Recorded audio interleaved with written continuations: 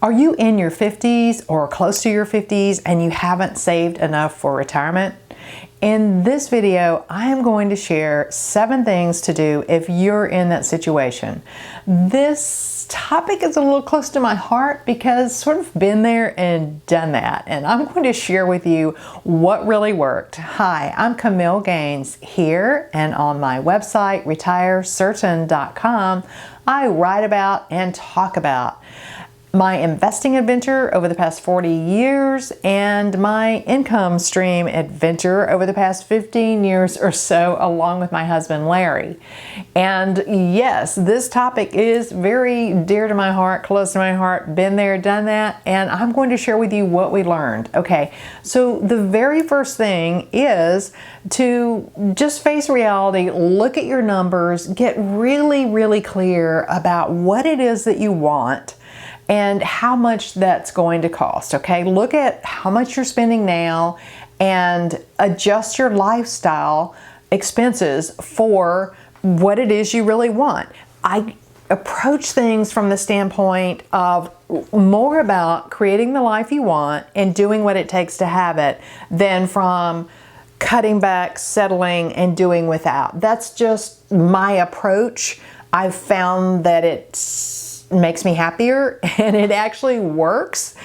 So think of it as how much does the lifestyle you really want cost, and let's go from there.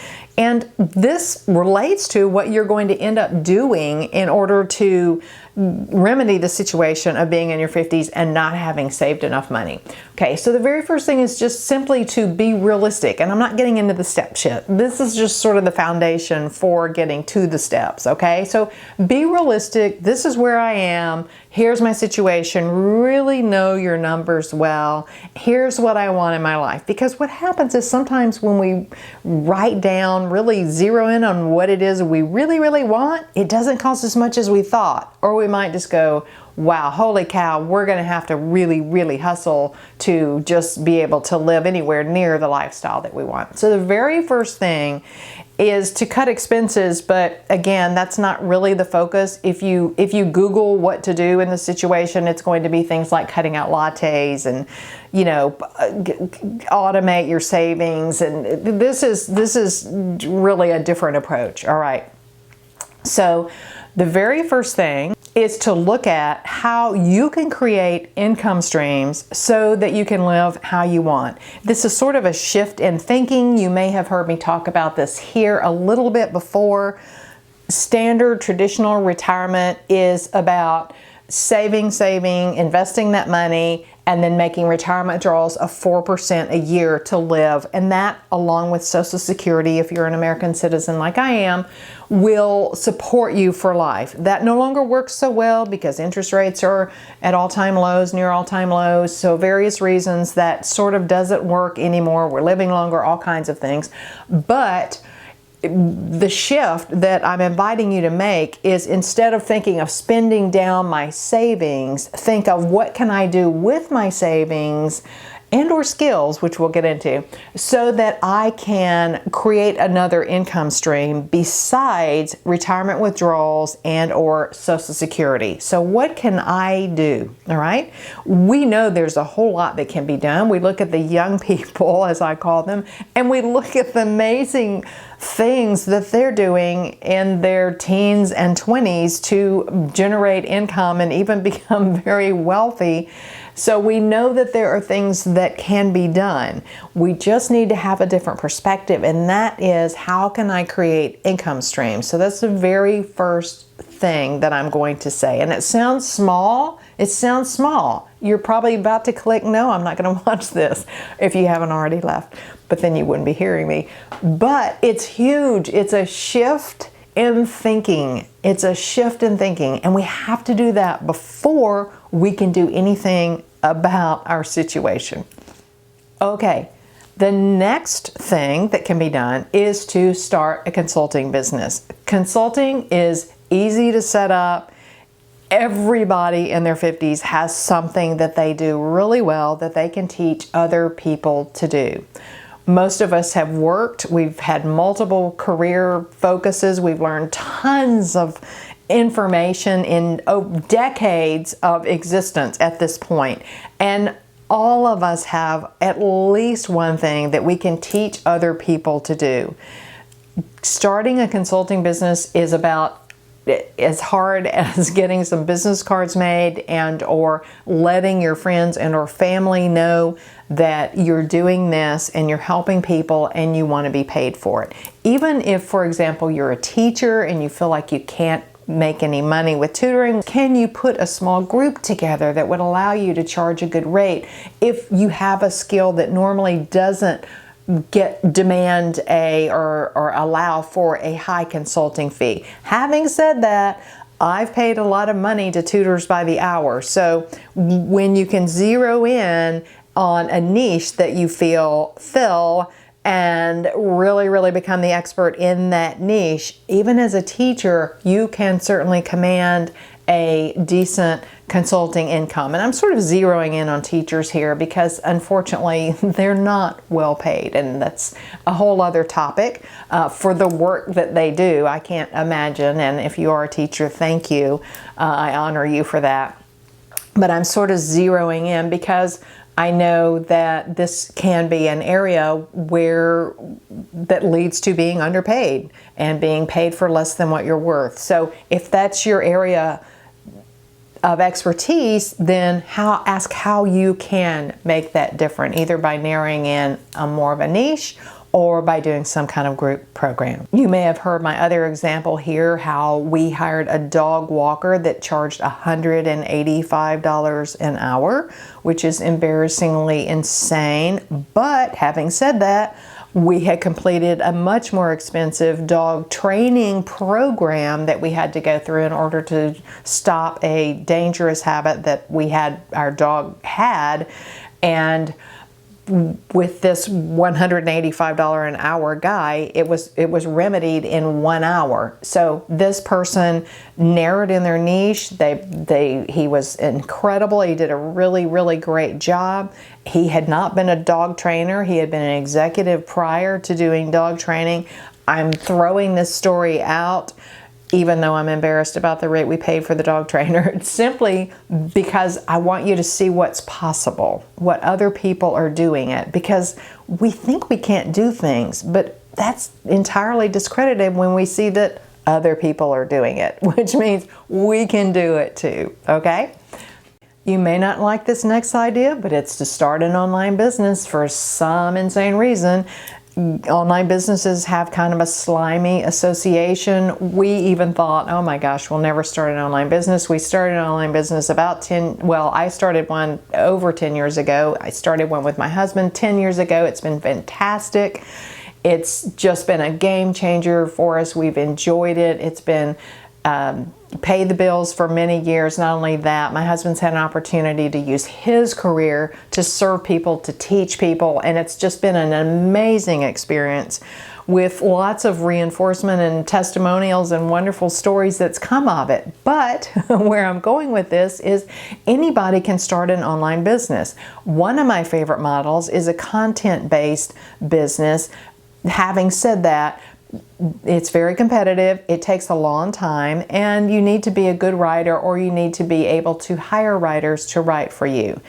Look at the resources tab on retirecertain.com. I have one of my favorite resources for learning how to create a content-based website, but it is an area that will allow you to generate extra income that would take $500,000 to generate from investment capital if you were relying on retirement withdrawals. For example, you may want to check out my other video where I step you through if you generate $1,700 of extra income from some other pursuit, such as an online business or such as consulting, then it takes about $500,000 of capital versus the withdrawal method. So it's much easier to establish an income stream than it is to save hundreds of thousands of dollars in a short period of time. The next idea is to rent out part of your home on Airbnb. This is ideal for someone that has an empty nest, perhaps if you have a separate entrance, a garage apartment, even if you have a little bit of extra land and you want to buy something like an Airstream and lease it out on your property through Airbnb. Think creative. Don't think I can't do this because blah, blah, blah. Think, how could I make this happen? There are many, many people that are doing this successfully, so we know since they can do it, we can do it too, right? I can do it, you can do it.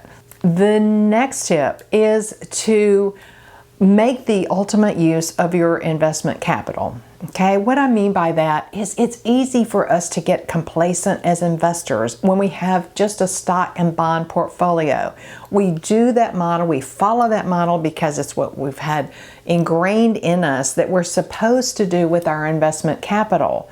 But when we look at it and see that other people are doing other things with their investment capital besides just a stock and bond portfolio that may not be getting stellar returns and may not get stellar returns going forward, then we can consider other possibilities for our investment capital. Where are there other opportunities? Could they be in the form of real estate, some sort of rental real estate? Could it be in the form of another type of investing strategy than what you're currently using with your stock and bond portfolio? Could you get a higher return that is within your acceptable risk level?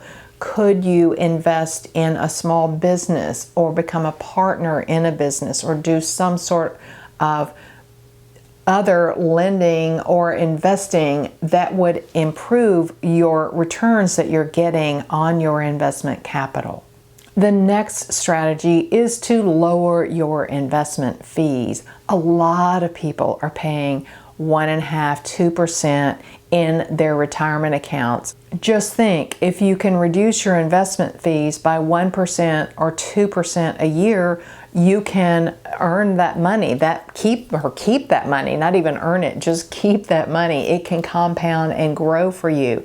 And if you think about it, if you start making retirement withdrawals, that 1% or 2% can go to you instead of to management fees, wealth management fees, and you're able to live off that money. So make sure that you're economizing and you're getting what you're paying for when it comes to your investments.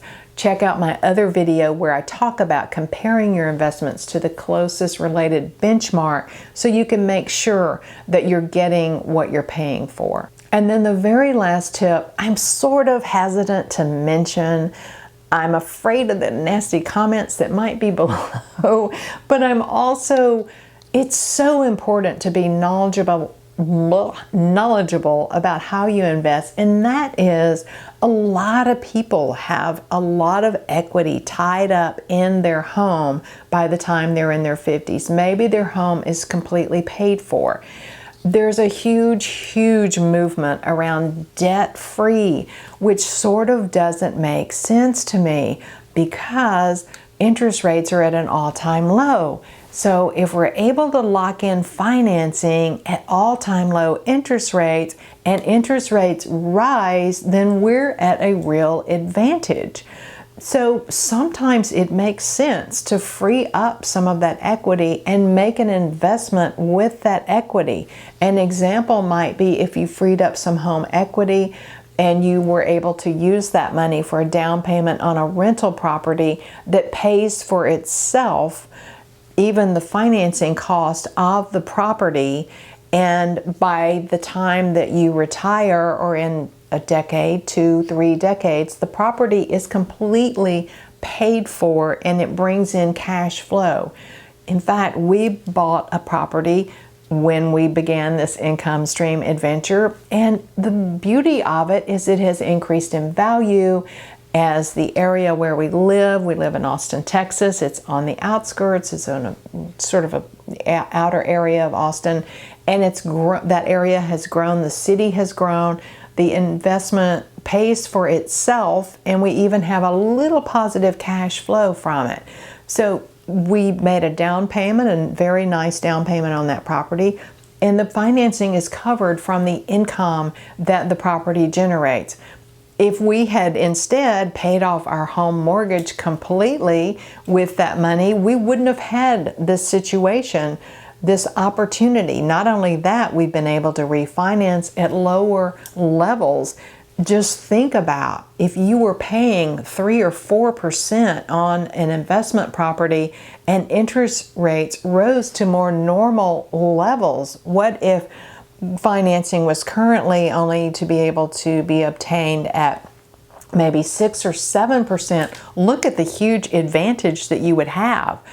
And so think of I guess it's again about the best use of your capital, but also thinking a little outside the box. Everyone is so caught up in having no debt, but if we can be strategic and use our money in a way that allows us to create wealth or accumulate wealth, then that just makes sense to me. Now, having said that, it's super, super important to really understand your investments. Any investment you're thinking of using or making with that equity you have in your home, should you choose to use some of that capital, it's important to look at where we are in the cycle, because if property values, for example, going back to the real estate example, are really, really overvalued, they're probably going to have to drop to go back down. They will drop to go back down to more normal levels. So it's super important to understand any investment thoroughly before you would use capital for that type of situation. These 5 strategies were taken from my 25 strategies, the wealthy use that you can use to checklist. Make sure you grab that at retirecertain.com.